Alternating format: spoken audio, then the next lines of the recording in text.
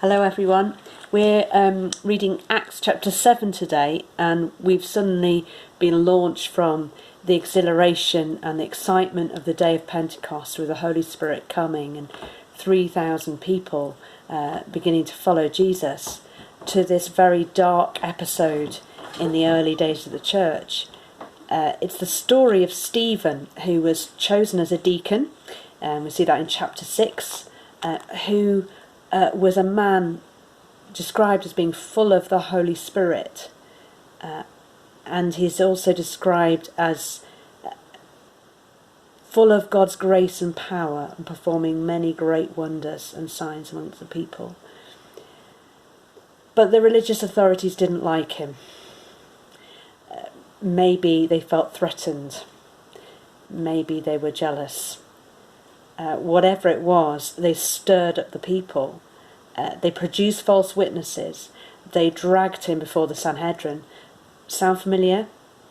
Sounds a little bit like what happened to Jesus, doesn't it? And the charge against him was similar to the charge against Jesus. They said that he had threatened to destroy the temple and change the customs that Moses had handed down. So Stephen makes his defence. Unlike Jesus, Stephen speaks up, and he begins by telling the story of Israel. And for those of us who've been reading through the highlights from the Old Testament, a lot of this will be familiar. The story of how God called Abraham and told him to go to the place where he was showing him, and how he came to the promised land, but it wasn't the promised land at that point. He didn't own any land on there. The story of Jacob and his sons, and of Joseph being taken off to Egypt. The story of the people, Joseph's family coming to Egypt, and how from that the nation of Israel grew in Egypt. The story of how Moses was rescued as a baby and then went on to rescue Israel and lead them through the desert. The story of the giving of the law. And all the way through, and the story of the building of the temple.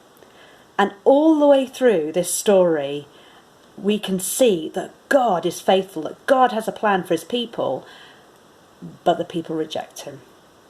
Even as Moses is up the mountain, Mount Sinai, getting the 10 Commandments, the people start worshipping idols. And Stephen said, you don't listen. You never listen to the prophets. You always resisted the Holy Spirit. And indeed, they don't listen to Stephen. Well, in fact, they're so angry with what they hear that they cover their ears, they yell at the tops of their voices, they rush at him, they drag him out of the city and stone him.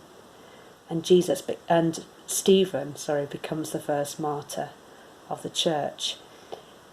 It's a violent and dark story. And yet, in a strange way, there is some hope in that. Because if you think about it, if even the people of Israel, who saw the amazing things that God did, rescuing them from Egypt and bringing them to the promised land, and the giving of the 10 Commandments, if even they rejected God, and if even the people who saw Jesus perform those miracles and who heard from first-hand witnesses how he rose from the dead, if even people then were able to reject Jesus, then perhaps it's not quite such a surprise if people don't listen to the message today. It's cold comfort maybe, but I think that's part of what I got out of today's reading. And I'm reminded that God has given us free will. He's given us the choice to listen to him or to ignore him. He's given us the choice to give our lives to him or to go off on our own way. He gives us that choice. He gives it to me, he gives it to you, he gives it to people that we share the message with. And he longs to welcome us into his family. He longs for us to be part of his kingdom. He longs for us to know his love, his grace, his forgiveness, his life.